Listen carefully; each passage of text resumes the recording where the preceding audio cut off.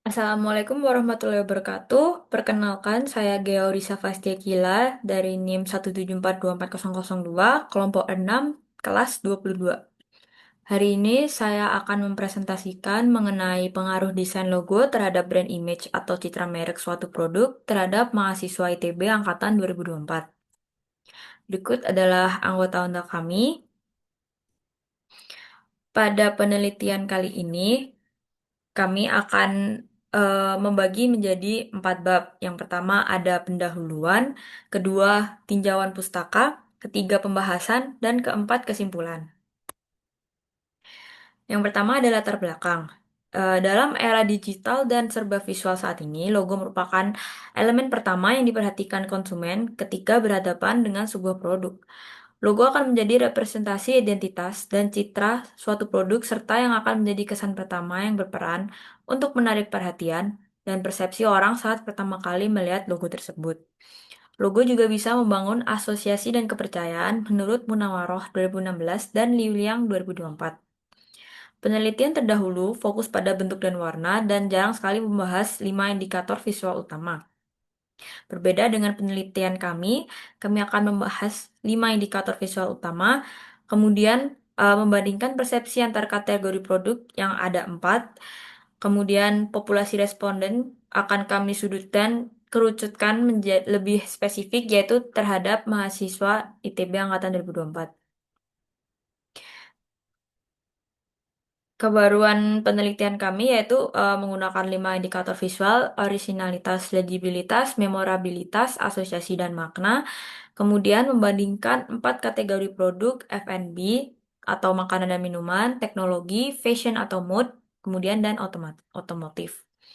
Fokus kami juga lebih terspesifikan yaitu pada mahasiswa ITB angkatan 2024. Kemudian rumusan masalah kami ada 3, yaitu persepsi mahasiswa ITB terhadap desain logo berdasarkan 5 indikator visual yang tadi telah disebutkan. Indikator mana yang paling mempengaruhi brand image setiap kategori? Lalu, apakah ada perbedaan persepsi antar kategori produk, yaitu F&B, teknologi, otomotif, dan fashion atau mood? Tujuan penelitian kami adalah untuk mengukur pengaruh desain logo terhadap brand image, mengidentifikasi perbedaan persepsi berdasarkan latar fakultas, kemudian menjadikan acuan praktis bagi desainer grafis. Metode dan teknik pengumpulan data yang kami lakukan adalah dengan menggunakan metode kuantitatif deskriptif berupa kuesioner pada Google Form. Kuesioner ini kami sebar yang berisi skala Likert 1-5 yang berisi penelitian mahasiswa ITB Angkatan 2004 terhadap 5 indikator visual pada logo yang sudah terbagi menjadi 4 kategori.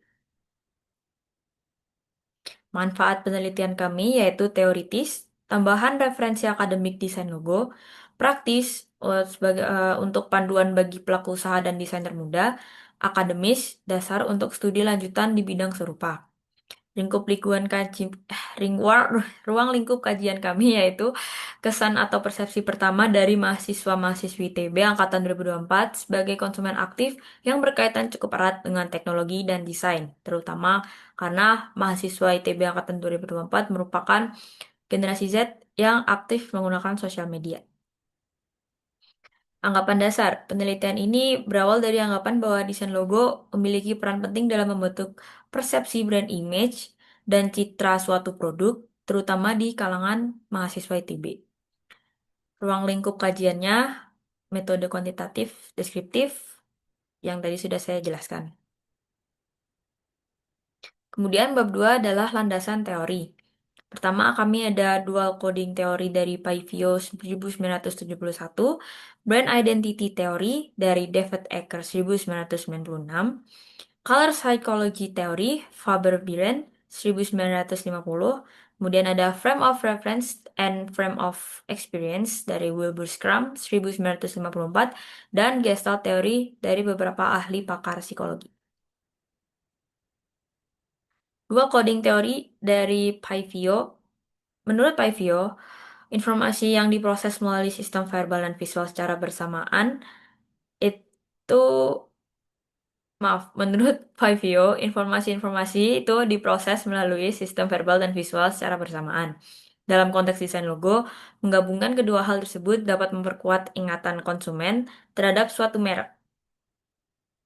Oleh karena itu, dalam penelitian ini, desain logo diasumsikan berpengaruh terhadap pembentukan brand image mahasiswa. Berikut adalah beberapa contoh logo yang memadukan simbol visual dengan teks brand. Bisa dilihat pada logo Starbucks Coffee, dia memiliki tipografi Starbucks Coffee ditambah dengan sebuah visual, sebuah makhluk siren atau mermaid sebagai brand dari Starbucks-nya sendiri. Kemudian ada brand identity theory. Menurut Ecker, brand identity adalah kumpulan asosiasi unik yang ingin dibangun perusahaan di benak konsumen untuk menciptakan citra merek yang konsisten. Dalam brand image suatu logo, ini mencakup elemen visual seperti logo, warna, tipografi, dan nilai-nilai merek yang ingin ditampilkan. Misalnya, sebuah logo dengan desain minimalis dan warna biru cenderung memunculkan asosiasi modern, profesional, dan terpercaya pada konsumen. Dalam konteks penelitian ini, konsep brand identity relevan karena desain logo sebagai bagian dari identitas visual berperan penting dalam membentuk brand image mahasiswa terhadap suatu produk atau merek. Kemudian, color psychology menurut Faber-Birren 1950. Setiap warna memunculkan respon emosional tertentu, seperti misalnya warna merah yang sering dikaitkan dengan energi gairah dan urgensi, sedangkan biru lebih mencerminkan ketenangan dan kepercayaan. Dalam konteks desain logo, pemilihan warna sangat mempengaruhi bagaimana konsumen merespon merek secara emosional. Seperti misalnya apabila logo F&B atau makanan minuman, biasanya mereka seringkali menggunakan warna merah karena lebih meningkatkan mm, energi atau nafsu makan pada konsumen yang melihatnya. Contohnya ada KFC, ada McDonald's, ada Burger King, dan lain sebagainya. Kemudian, frame of reference dan frame of experience. Menurut Wilbur Scrum pada tahun 1954, frame of reference adalah berbagai cakupan referensi bagi sang komunikator kepada komunikan untuk menyampaikan suatu pesan, seperti nilai pandang seseorang sebagai perpaduan dari beberapa faktor seperti jenis kelamin, agama, usia, pendidikan, kebudayaan, dan lain sebagainya. Sedangkan frame of experience adalah pengalaman yang dari komunikator supaya lebih nyambung kepada komunikan. Contohnya adalah saat menciptakan logo armada Angkatan Bersenjata Republik Yaman, tidak mungkin kita memilih bentuk senjata keris sebagai salah satu bentuk elemen visual karena di negara Yaman tentu saja senjata keris jarang digunakan atau bahkan bagi mereka bukan kebudayaan mereka sehingga apabila membuat logo armada angkatan bersenjata dengan menggunakan keris adalah hal yang salah pada negara Yaman karena keris lebih cocok ditujukan kepada angkatan bersenjata Republik Indonesia. Maka dari itu, dalam merancang logo perlu memahami teori tersebut agar komunikator atau perancang logo tidak keliru dalam menciptakan sebuah logo pada target pasar tertentu. Kemudian ada Gestalt teori. Teori ini dikemukakan oleh para psikologi seperti Wethermore, Wolfgang Kohler, dan Kurt Koffka yang menekankan pentingnya organisasi dan struktur dalam persepsi manusia. Pada dasarnya, teori ini menjelaskan betapa pentingnya cara pandang manusia yang tidak melihat secara sepotong-sepotong, tetapi lebih menyeluruh pada bentuk tertentu. Terdapat 6 prinsip Gestalt yang berkaitan dengan desain visual. Yang pertama ada proximity, kedekatan, yaitu manusia cenderung menganggap suatu elemen yang berdekatan itu sebagai satu kesatuan. Similarity, yaitu ada persamaan warna, bentuk, dan ukuran, akan dianggap menjadi satu kelompok. Ketiga ada continuity, mata manusia akan otomatis mencari lintasan yang terhalus sehingga bisa nyambung dari arah mana biasanya tulisan itu terbaca. Kemudian fokus yaitu sesuatu yang mencolok akan menarik perhatian atau titik fokus orang. Kelima ada simetri, kesimetrisan. Biasanya bentuk-bentuk yang simetris itu lebih nyaman dan lebih enak untuk dipandang. Kemudian yang keenam ada closure, yaitu manusia cenderung melengkapi suatu bagian yang tidak utuh sehingga hal ini dapat dimanfaatkan sebagai ilusi. Teori Gestalt ini memiliki aplikasi yang luas sebenarnya, tapi untuk pada bidang desain visual, dia bisa digunakan tak terkecuali dengan perancangan logo. Berikut adalah beberapa contoh logo untuk closure, yaitu beberapa logo yang ada negatif space-nya, tapi dapat membentuk macam-macam apa ya, kayak huruf atau suatu gambar logo kayak seperti pada logo angkatan FSRD 2024, ini tertulis FSRD, namun ini juga merupakan ikan lele yang saling kontinuitas karena melambangkan infinity di mana angkatan kami tidak akan pernah hilang dan abadi.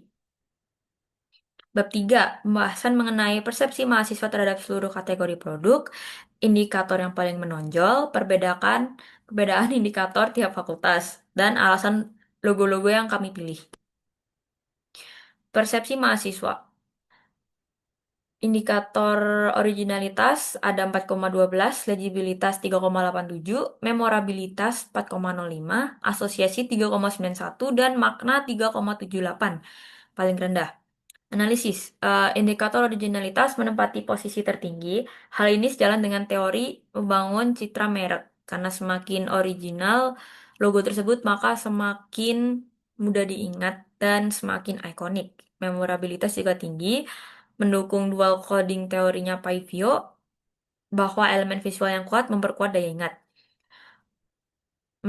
Sedangkan makna cenderung lebih rendah karena menunjukkan bahwa tidak semua responden dapat menangkap nilai simbolik atau filosofi di balik logo tersebut.